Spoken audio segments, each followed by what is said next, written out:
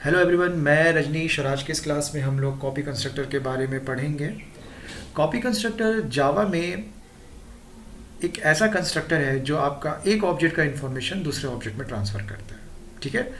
और क्लास के स्टार्ट होने से पहले मैं एक चीज़ आपको बता दूं, जावा में किसी भी तरह का कोई डिफ़ॉल्ट कॉपी कंस्ट्रक्टर नहीं होता है।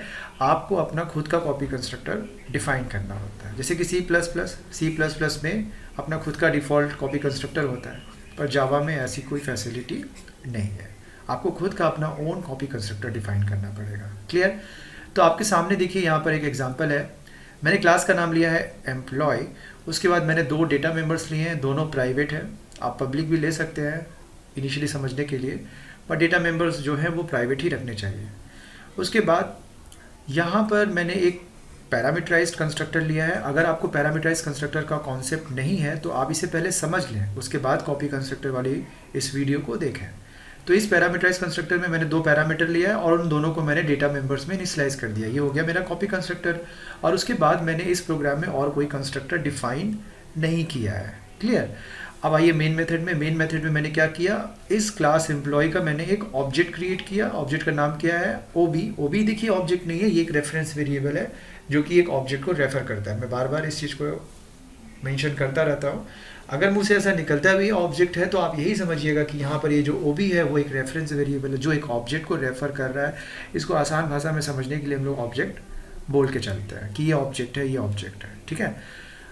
उसके बाद वैल्यूज़ मैंने डाल दी हैं 1001, 10001 एंड करंट, वो नेम है बंदे का। और यहाँ पर देखिए ये मैंने दो लाइनें लिखी हैं। एक मैंने लिखा है employ OB2 equals to OB। इसमें और इसमें डिफरेंस है बहुत ज़्यादा। यहाँ पर देखिए OB2 इक्वल्स टू OB, इसका मतलब ये है कि मेरा एक ऑब्जेक्ट जो पहले से ही बना हुआ है, ये देखिए। ठीक है ना। मान लीजिए ये OB इसको रेफर कर रहा है और यहाँ पर है क्या, दो डेटा मेंबर है इसके अंदर, सैलरी है और नेम है। नेम के अंदर है आपका करंट और सैलरी के अंदर है सैलरी मुझे यहाँ पर रखनी चाहिए थी, सपोज कर लीजिए 1,50,000 है। ओके, 1,50,000 उसकी सैलरी है। क्लियर? ये 1,50,000 सैलरी होगी और ये उसका नेम हो गया। जो मैंने यहाँ लिखा है ना OB2 इक्वल्स टू OB, तो OB2 क्या है? ये एक रेफरेंस वेरिएबल है। ओके, और हमने उसके अंदर किसका रेफरेंस डाल दिया? OB का डाल दिया। क्लियर? तो OB2 जो है वो अब इस ऑब्जेक्ट को रेफ़र कर रहा है एकदम उसी तरीके से जैसे OB रेफ़र कर रहा है। यानी अगर हम OB डॉट सैलरी लिखेंगे तो हमें क्या मिलेगा? 1,50,000। अगर हम OB2 डॉट सैलरी लिखेंगे तो हमें वही मिलेगा 1,50,000। तो यहाँ पर कोई ऑब्जेक्ट कॉपी नहीं हो रहा है, यहाँ पर सिर्फ रेफरेंस कॉपी किया जा रहा है। क्लियर? तो अब मतलब दो रेफरेंस सेम ऑब्जेक्ट को रेफर कर रहे हैं। और ये जो लाइन है ना, ये लाइन अगर मैं इस प्रोग्राम को रन कराऊंगा तो मुझे एरर मिलेगा, क्योंकि ये वाला जो जावा स्टेटमेंट लिखा हुआ है इसके लिए तो मैंने एक कंस्ट्रक्टर डिफाइन किया है, बट ये जो लास्ट वाला जो जावा स्टेटमेंट है इसके लिए मैंने कोई कंस्ट्रक्टर डिफाइन नहीं किया है। क्योंकि यहाँ पर देखिए पैरामीटर में मैंने क्या पास किया है? एक ऑब्जेक्ट का रेफरेंस। ठीक है, ये रेफरेंस मैंने पास किया है। तो क्या मेरे इस प्रोग्राम में कहीं पे भी ऐसा कोई कंस्ट्रक्टर है जो कि एम्प्लॉय क्लास का ऑब्जेक्ट एज अ पैरामीटर ले रहा है? नहीं है, तो एरर आएगा। तो इसी चीज़ को समझने के लिए हम लोग अभी इसको IDE में जाकर रन कराकर देखेंगे। देखिए आपके स्क्रीन पे दिख रहा होगा ये प्रोग्राम। मैंने क्लास एम्प्लॉय लिया, यहाँ पर अब हम कुछ डेटा मेंबर्स लेंगे, प्राइवेट इंट सैलरी, ओके, और प्राइवेट स्ट्रिंग नेम। मैं यहाँ पर एक कंस्ट्रक्टर ले रहा हूँ, पैरामीटराइज्ड कंस्ट्रक्टर, पब्लिक एम्प्लॉय। यहाँ पर मैं जो पैरामीटर वेरिएबल लूँगा वो जानबूझकर मैं डेटा मेंबर के नेम से मैच करता हुआ एक वेरिएबल ले रहा हूँ, सैलरी कॉमा स्ट्रिंग नेम। यहाँ पर अब मैं दिस डॉट सैलरी लिखूँगा। अगर दिस का कॉन्सेप्ट समझना है तो इसके ऊपर मेरा वीडियो बना हुआ है, आप उसे देख सकते हैं। आप इसे इसके बिना भी लिख सकते हैं, आप दिस का ज़रूरत नहीं है। अगर आप चाहें तो दिस हटा भी सकते हैं, बट यहाँ पे लिखना ही पड़ेगा क्योंकि सैलरी और सैलरी इक्वल्स टू सैलरी हम लोग नहीं लिख सकते, इसलिए हम यहाँ पे दिस यूज़ कर रहे हैं। अच्छा, उसके बाद अब हम यहाँ पर लेंगे चलिए पहले मैं इसको कुछ ऐसा करता हूँ जिसमें कुछ एरर आए इसमें, क्योंकि एरर भी हमें समझना पड़ता है। यहाँ पर मैंने लिखा न्यू क्लियर। अच्छा मैं इसके अंदर कुछ वैल्यूज़ डाल देता हूँ। अच्छा उसकी सैलरी मैं डाल देता हूँ 50,000, ओके, और नेम मैंने डाल दिया करण। मैंने यहाँ पर एक और रेफरेंस वेरिएबल लिया, employ OB2 equals to clear. अभी अगर मुझे इसे डिस्प्ले करना है तो हम अलग से कोई मेथड भी बना सकते हैं या हम डायरेक्ट यहाँ पे डिस्प्ले कर सकते हैं। इस चीज़ को समझना है तो आप क्लासेस एंड ऑब्जेक्ट जो चैप्टर है ना, उसके पर भी एक वीडियो मेरा बना हुआ है, आप वहाँ पे जाकर उस वीडियो को देख सकते हैं। OB.salary क्लियर, और यहीं पर मैं उसका नेम भी डिस्प्ले कर दे रहा हूँ, OB. अगर मैं OB2 करूँ ना तो वही सेम इन्फॉर्मेशन आएगा यहाँ पे, देखिए मैं यहाँ पे अगर मैं OB2 करूँ तो मुझे सेम इन्फॉर्मेशन मिलेगा, OB2 एंड OB2। अब मेरा हो गया ये काम। अब मुझे क्या करना है, मुझे इस ऑब्जेक्ट को दूसरे ऑब्जेक्ट में कॉपी करना है। मतलब मुझे एक और ऑब्जेक्ट चाहिए। सपोज कर लीजिए मैंने एक और ऑब्जेक्ट बनाया, employ OB3 equals to new employ, but मुझे इसके अंदर ऑब्जेक्ट OB का सारा इंफॉर्मेशन चाहिए OB3 के अंदर। कैसे करेंगे हम इसको? इसके लिए मुझे एक कॉपी कंस्ट्रक्टर बनाना होगा, अपना खुद का एक कॉपी कंस्ट्रक्टर बनाना पड़ेगा। क्योंकि देखिए मैं इसके अंदर कोई इंटीजर वैल्यू या नेम कुछ नहीं डालने जा रहा हूँ, मैं इसके अंदर सीधा डाल रहा हूँ OB। हम OB भी डाल सकते हैं और OB2 भी डाल सकते हैं। मैंने यहाँ पे जानबूझकर OB2 लिया अलग से एक रेफरेंस वेरिएबल, क्योंकि कभी कभी स्टूडेंट कंफ्यूज हो जाते हैं कि यहाँ पर OB2 इक्वल्स टू जो OB है इसकी वजह से कॉपी कंस्ट्रक्टर कॉल हो रहा है, जो कि C++ में ऐसा होता है, बट इसमें ऐसा नहीं है। ठीक है, तो यहाँ पे मैंने देखिए OB लिया, तो बेसिकली यहाँ पे हम कर क्या रहे हैं, मेरे पास जो ऑब्जेक्ट OB है ना उसका का सारा डेटा मुझे OB3 में डालना है, एक अलग से डिफरेंट ऑब्जेक्ट में। वो आप इस तरह से समझिए, यहाँ पर मान लीजिए मेरा यहाँ पर एक ऑब्जेक्ट है OB क्लियर ये, और इसके अंदर मेरा वेरिएबल है सैलरी और नेम क्लियर। और सैलरी और नेम में मैंने इंफॉर्मेशन लोड किया हुआ है पहले से, यहाँ पे 50,000, और ये क्या है कर। अब मुझे एक और ऑब्जेक्ट मैंने बनाया है, वो ऑब्जेक्ट का नाम क्या है OB3, ठीक है ना, OB3। और मुझे क्या चाहिए, इसके अंदर OB का सारा डिटेल चाहिए, OB ऑब्जेक्ट का मुझे सारा डिटेल चाहिए। तो ये कैसे होगा? इसको करने के लिए मुझे कॉपी कंस्ट्रक्टर बनाना पड़ेगा। तो हम यहाँ पे एक कॉपी कंस्ट्रक्टर बना रहे हैं, क्योंकि देखिए यहाँ पे एरर दिखा रहा है, क्योंकि बोल रहा है कि भाई आपके इस प्रोग्राम में कोई भी कॉपी कंस्ट्रक्टर नहीं है। मतलब आपने जो ये पैरामीटर पास किया है यहाँ पर एक रेफरेंस पास किया है, तो कंपाइलर गया प्रोग्राम में चेक किया क्या इस प्रोग्राम में कोई इस तरह का कंस्ट्रक्टर है जिसके अंदर रेफरेंस पास हुआ है, तो उसको मिला सिर्फ एक कंस्ट्रक्टर जिसके अंदर रेफरेंस पास नहीं हुआ है, उसके अंदर क्या है इंटीजर और स्ट्रिंग है। तो वो बोलेगा भाई इसमें तो कोई इस तरह का कंस्ट्रक्टर ही नहीं है, इसीलिए ये देखिए यहाँ पे एरर दिखा रहा है। अब अगर मैं जाकर यहाँ पर कोई इस तरह का कंस्ट्रक्टर बना दूँ, इसे पब्लिक एम्प्लॉय, और मैंने इसके अंदर एम्प्लॉय EM। अब देखिए मैंने यहाँ पे एम्प्लॉय, यहाँ पर देखिए यूजली क्या होता है, हम लोग इंट फ्लोट डबल ये सब लिखते हैं ना प्रिमिटिव डेटा टाइप, तो हम यहाँ पे अभी क्या रेफरेंस डेटा टाइप का यूज़ कर रहे हैं। मैंने यहाँ पे क्या लिखा, EM डिक्लेयर किया। EM क्या है, एक रेफरेंस वेरिएबल। किस टाइप का रेफरेंस वेरिएबल है, एम्प्लॉय क्लास का रेफरेंस वेरिएबल है। क्यों एम्प्लॉय क्लास का रेफरेंस वेरिएबल मैंने यहाँ पे डिक्लेयर किया, क्योंकि देखिए यहाँ पे जो मैंने कंस्ट्रक्टर में OB पास किया है, OB का देखिए OB किस क्लास से बिलोंग कर रहा है, एम्प्लॉय से।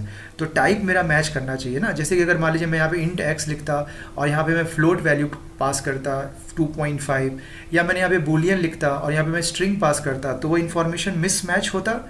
एग्जैक्टली उसी तरीके से अगर हम यहाँ पर एम्प्लॉय EM लिखे हैं, तो मुझे यहाँ पे मैंने जो OB पास किया ना, वो भी एम्प्लॉय क्लास से ही बिलोंग करना चाहिए। ठीक है, बाकी और भी बहुत सारे इससे रिलेटेड हैं टॉप पॉइंट जिसके ऊपर हम लोग बाद में डिस्कस करेंगे। तो अब EM और OB इनके बीच में क्या रिलेशनशिप क्या हो रहा है, उस चीज़ को हमें समझना है। देखिए OB जो है वो किसको रेफ़र कर रहा है, इस ड्राइंग में देखिए OB इस ब्लॉक को रेफ़र कर रहा है। मान लीजिए इस ब्लॉक का जो एड्रेस है वो है 2210, ठीक है, और इस ब्लॉक का एड्रेस है 3210। और ये जो OB3 है वो इस ब्लॉक को रेफ़र कर रहा है, और इसके अंदर फ़िलहाल अभी कोई रिकॉर्ड नहीं है, नो रिकॉर्ड। मुझे इसका सारा रिकॉर्ड इसमें चाहिए। क्लियर? ये ध्यान रखिएगा, OB जो है इस ब्लॉक को रेफ़र कर रहा है, तो ऐसा मानिए यहाँ पर कि OB के अंदर ये पर्टिकुलर एड्रेस है 2210, इसलिए ये इस ब्लॉक को रेफ़र कर रहा है। ठीक है ना? तो जब मैंने यहाँ पे OB पास किया तो OB के अंदर 2210 है, एक एड्रेस है उसके अंदर, तो वो जो एड्रेस है वो एड्रेस कहाँ पे चला जाएगा, EM के अंदर चला जाएगा। मतलब वो रेफरेंस OB जिसको रेफ़र कर रहा था, अब EM उसको रेफ़र करेगा। ओके, तो EM क्या है भाई, चलिए EM को हम बना देते हैं यहाँ पे। EM एक रेफरेंस वेरिएबल है एम्प्लॉय क्लास का, जो अब OB जिसको रेफ़र कर रहा है उसी को अब ये भी रेफ़र कर रहा है। क्लियर? तो यानी कि हम EM के हेल्प से सैलरी और नेम को एक्सेस कर सकते हैं ना। तो वही हम करेंगे यहाँ पर। हम यहाँ लिखेंगे सैलरी, हम यहाँ पे दिस डॉट सैलरी भी लिख सकते हैं, salary equals to EM dot salary. Clear? और name equals to EM dot name. अच्छा, यहाँ पर बहुत कन्फ्यूज़न होता है स्टूडेंट के अंदर कि ये जो सैलरी है ये किस ऑब्जेक्ट से बिलोंग कर रही है, ये कहाँ पर है, किस ब्लॉक के अंदर है। तो देखिए, ये ध्यान दीजिए कि ये जो कंस्ट्रक्टर है ये किसकी वजह से कॉल हो रहा है। हमेशा इस चीज़ पे ध्यान रखिएगा कि जो कंस्ट्रक्टर है किसकी वजह से, किस स्टेटमेंट की वजह से कॉल हो रहा है। वो कॉल हो रहा है लाइन नंबर 21 की वजह से। ठीक है, तो लाइन नंबर 21 में देखिए OB3 जो है वो क्या है, रेफरेंस वेरिएबल है। तो मान लीजिए OB3 जो है वो ऑब्जेक्ट है अभी के लिए, तो OB3 जो ऑब्जेक्ट है उसी ऑब्जेक्ट के लिए ये कंस्ट्रक्टर कॉल हो रहा है। ठीक है ना? तो वो जो ड्राइंग में OB3 मैंने बनाया है उसके अंदर जो सैलरी और नेम है, वही वाली सैलरी और नेम ये यहाँ पर है। देखिए, ये सैलरी और ये नेम, ये जो सैलरी और नेम है ना, ये सैलरी नेम यही वाला है OB3। ठीक है ना? बट इसके अंदर कोई इन्फॉर्मेशन नहीं है। बट मैंने यहाँ पे कोड में क्या लिखा है, देखिए, salary equals to EM dot salary और name equals to EM dot name. इसका क्या मतलब है कि यहाँ पर जो सैलरी है इसके अंदर क्या आ जाएगा, EM dot salary. EM dot salary क्या है, 50,000, तो यहाँ पे आपका आ जाएगा 50,000। और नेम के अंदर क्या आ जाएगा, EM डॉट नेम, तो यहाँ पर क्या आ जाएगा आपका करण। तो जो इन्फॉर्मेशन इसमें था, अब वो इन्फॉर्मेशन इसके अंदर पूरा का पूरा कॉपी हो गया। किसके हेल्प से कॉपी हुआ, कॉपी कंस्ट्रक्टर के हेल्प से। ठीक है ना? तो अब अगर हम इसको डिस्प्ले करेंगे यहाँ पर, जैसे मैंने ऊपर में डिस्प्ले किया है, तो आप इसका डिटेल देख लीजिए, OB3 dot name and OB3 dot salary. इसे हम रन कराते हैं। देखिए, पहले क्या ऊपर में डिस्प्ले हुआ 50,000 करंट, 50,000 करंट, क्योंकि OB और OB2 सेम ऑब्जेक्ट को रेफ़र कर रहा था। और फिर मैंने उसी इंफॉर्मेशन को कॉपी कर दिया। किस में कॉपी कर दिया, OB3 में। किसको कॉपी किया, OB को। देखिए यहाँ पे OB3 में कॉपी हो रहा है, किसके हेल्प से, कॉपी कंस्ट्रक्टर के हेल्प से। ठीक है, और कुछ पॉइंट्स इसमें बता देता हूँ। जैसे कि बहुत बार स्टूडेंट सोचते हैं क्या सेम वैल्यू हम कॉपी करेंगे, हम चेंज नहीं कर सकते। तो आप यहाँ पे वैल्यू चेंज कर सकते हैं। देखिए, मैंने यहाँ पे इसमें 10,000 ऐड कर दिया, तो अब 10,000 जब हम ऐड करेंगे तो मेरा जो रिजल्ट आएगा अब वो डिफरेंट आएगा।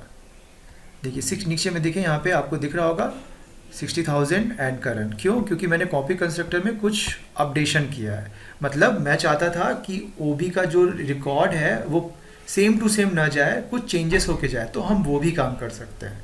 ठीक है ना? और आप एक चीज़ हमेशा ध्यान रखिएगा, जैसे अब ये जो ऑब्जेक्ट, ये जो रेफरेंस वेरिएबल OB3 है वो इस ऑब्जेक्ट को रेफ़र कर रहा है। आप कोई दूसरा ऑब्जेक्ट बनाकर रेफरेंस को चेंज भी कर सकते हैं। ठीक है? जैसे मान लीजिए अगर हम यहाँ पर जाके लिख दें OB3 इक्वल्स टू OB, समझने का थोड़ा कोशिश करिएगा ध्यान से। OB3 इक्वल्स टू OB, इसका मतलब समझिए, कॉन्सेप्ट समझिए इसका। OB जिसको रेफ़र कर रहा था वो रेफरेंस अब OB3 को मिलने जा रहा है।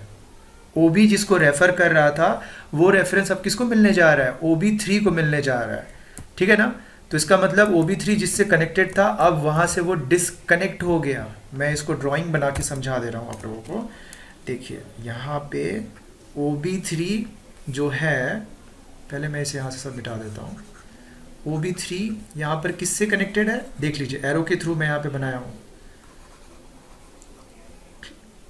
इस पर्टिकुलर ऑब्जेक्ट 3210 के साथ। बट क्योंकि मैंने वहाँ पे एक लाइन लिखी OB3 इक्वल्स टू OB, तो क्या हुआ, OB3 इससे डिस्कनेक्ट हो गया। किससे कनेक्ट हो गया, सीधा जाके OB के साथ। अब ये जो इन्फॉर्मेशन है ये आपको अब नहीं मिल पाएगा। कैसे मिलेगा, देखिए आप उसे कैसे एक्सेस कर पाएंगे, OB3 के अंदर वो था, वो वहाँ से हट चुका है। तो अब अगर हम इन्फॉर्मेशन डिस्प्ले करेंगे तो आपको आउटपुट से देखिएगा सारा कॉन्सेप्ट समझ में आ जाएगा। देखिए नीचे में मैं 60,000 करंट और उस एकदम नीचे में देखिए 50,000 करंट लिखा हुआ है। ऐसा कैसे हो गया, मैंने तो दोनों जगह पे OB3 यहाँ पे भी सैलरी लिखा है, OB3 डॉट सैलरी यहाँ पे भी लिखा है, तो यहाँ पे 60,000 आ रहा है और यहाँ पे 50,000 आ रहा है। क्यों, क्योंकि ये मैंने रेफरेंस चेंज कर दिया, ठीक है ना। तो इस तरीके से आप इन सब चीज़ों को अपने से लैपटॉप में प्रैक्टिस करिएगा, तभी इसका कॉन्सेप्ट क्लियर होगा। मेरा वीडियो थोड़ा बड़ा बन जाता है क्योंकि मैं चीज़ों को डिटेल में समझाने लगता हूँ, ठीक है ना। तो अगर आपको ये वीडियो अच्छा लगा हो तो मेरे वीडियो को लाइक करिए, चैनल को सब्सक्राइब करिए। किसी भी तरह का कोई भी प्रॉब्लम हो इस वीडियो से रिलेटेड तो कमेंट सेक्शन में जाकर मैसेज करिए। आज के इस वीडियो में इतना ही, थैंक यू।